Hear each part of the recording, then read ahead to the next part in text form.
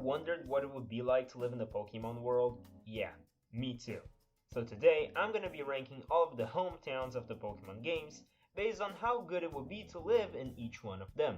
And just so we're clear before I start, the hometowns are the places where the protagonists usually lived before embarking on their respective journeys. So, without any further ado, let's get to it. To start things off in the F tier, we got Littleroot Town. Don't get me wrong, I love this town and the music is probably one of the most iconic ones in the entire franchise. However, there's nothing in Littleroot Town. Not only that, but the area is so isolated that there is the possibility of a Pokemon attacking you, just like what happens with Professor Birch. And I get that you might be thinking that it's just a Poochyena, but you forget that this thing is not an ordinary animal, but a creature that can learn elemental magic and most likely kill you. Littleroot Town is so secluded that even the nearest town, Oldale Town, has nothing relevant in it. If this isn't F tier, I don't know what is. Newburgh Town is also in F tier, but not because of Pokemon being a threat, but people. A 10-year-old brat was able to break into Professor Elm's lab and take a starter Pokemon. And what did the police do? Nothing. They asked for his name and that's it. Newburgh Town isn't as secluded as Littleroot Town, but if living there means you can get robbed at any given moment, then why would you live there if you can try being somewhere better in the Pokemon world, literally anywhere else? Next up in the F tier, we got the place where the OG trainer started things off, Pallet Town. The living conditions in Pallet Town are very precarious. There are several things wrong with this town, so let's go by parts. First of all, there are 3 houses, yours, your rival's, and the professor's lab. Second, each house has a living room with a kitchen and 1 bedroom upstairs, meaning that your mom and Blue's sister are most likely sleeping on the stove. Besides the terrible housing conditions, there is no economic incentive in Pallet Town, meaning that the only thing you and Blue can do is help Professor Oak with his research and make money out of town. Honestly, if the adults of Pallet Town are sending 10-year-olds out into the wild, that should be enough to show how bad the situation there is. To finish things off in the F tier, we got New Vema Town, which isn't much different than the other ones in F tier. There are 2 differentials at play here.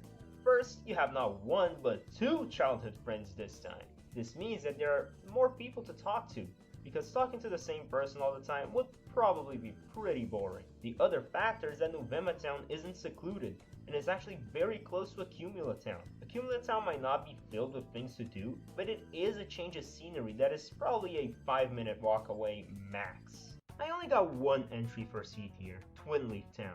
The reason why I placed it higher than the other towns in this list is because it has not 1, but 2 nearby places to make the place more interesting. To the left of Route 201, we got Lake Verity, which is pretty much a tourist attraction like the Grand Canyon or Mount Everest, meaning that people could stop by Twin Leaf Town to rest before heading back to their trip from seeing the lake.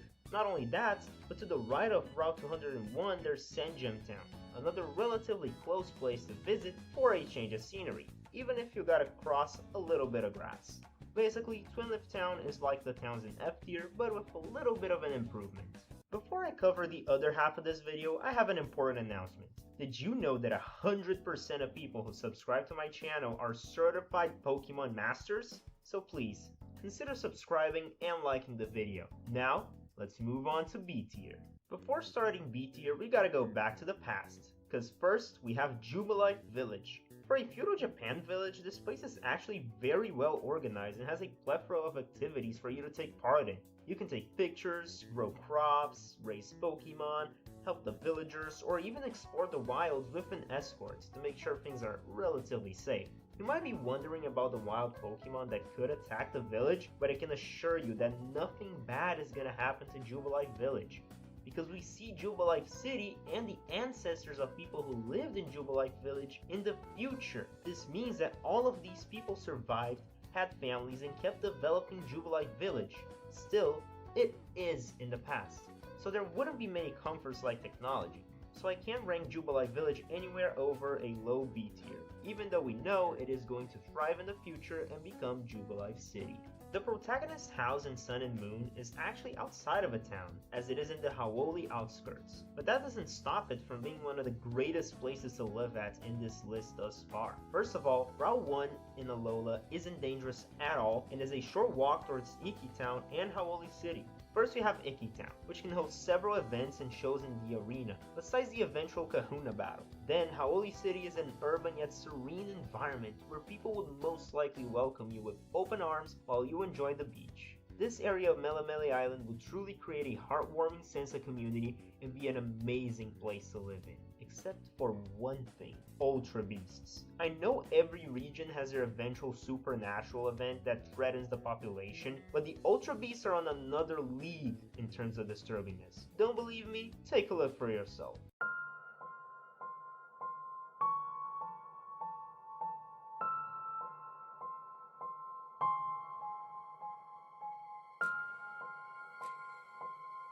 Yeah, that brings Hau'oli Outskirts way down, so B tier it is. I do not want Buzzwole nearing me at all. To finish off the B tier, I chose Postwick. This remote Galarian town might seem small, since it only has your house and hops, but you have to consider the surroundings. First of all, after the events of Sword and Shield, I'm pretty sure that the Slumbering Weald will become a tourist attraction, making it probably become more easily accessible so that you have an extra area to explore. And without the legendary wolves there, the fog will be way less thick. Not only that, but Postwick is very close to Wedgehurst, which has the Professor's Lab, way more people to interact with, and a train station which can take you to Galar's major cities, the Isle of Armor, and the Crown Tundra.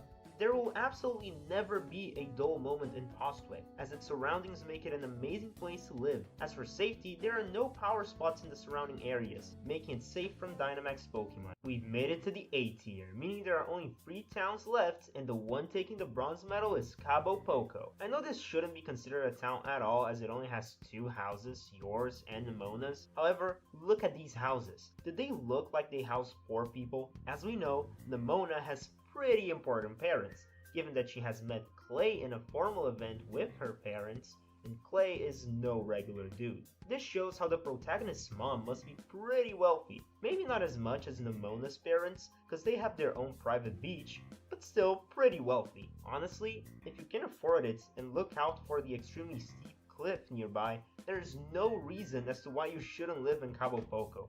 That place looks absolutely amazing. You know what Cabo Poco was missing? Company. Because I'm pretty sure Florian and Juliana would eventually get annoyed by Nemona stalking them everywhere. That's why the one taking the silver medal in this list is Vaniville Town. Vaniville might not be big, but it looks like a relatively wealthy place. First of all, let's look at the protagonist's house. It has a flat screen curved TV and a fireplace. Your mom must be rich to afford this stuff in a quiet, villa-like French town. Not only that, but it is connected by a safe route with no Pokemon to Aquacore Town, which can provide a change of scenery and be a hangout spot for you and your friends. Which reminds me, Kalos has 4 friends for you. 2 live next to you and the other 2 are willing to visit from far away. Basically, Kalos finally got something out of being an easygoing game with friendly nobodies, because that makes it the 2nd spot in this video and the top of A tier. We've reached the S tier, the spot for the one hometown deserving of the gold medal, and that place is Aspertia City. I know this might seem unfair as it is the only actual city in this list, but that's just part of what makes Aspertia great. Let's go bit by bit. First things first, there are actual NPCs with their own houses who live there besides you and your rival. Shocking, I know. Second, there is a Pokemon Center here, meaning that you don't need to overburden your mom with the responsibility of healing your Pokemon every time. Third, there is a gym in this city, which also doubles down as a school for you to learn more about Pokemon and be able to kickstart the beginning of your Pokemon trainer career with a familiar environment surrounded by people with whom you are familiar with, people that love you. Lastly, have you looked at the view from the lookout? That place is gorgeous, and basically where I strive to mentally be every single day of my life. Aspertia City absolutely deserves the #1 spot in S tier for being a safe and interesting place to live in. Thanks for watching the video. If you like this one, then maybe you should check some of my other content. Anyways, that's it from me, and until next time.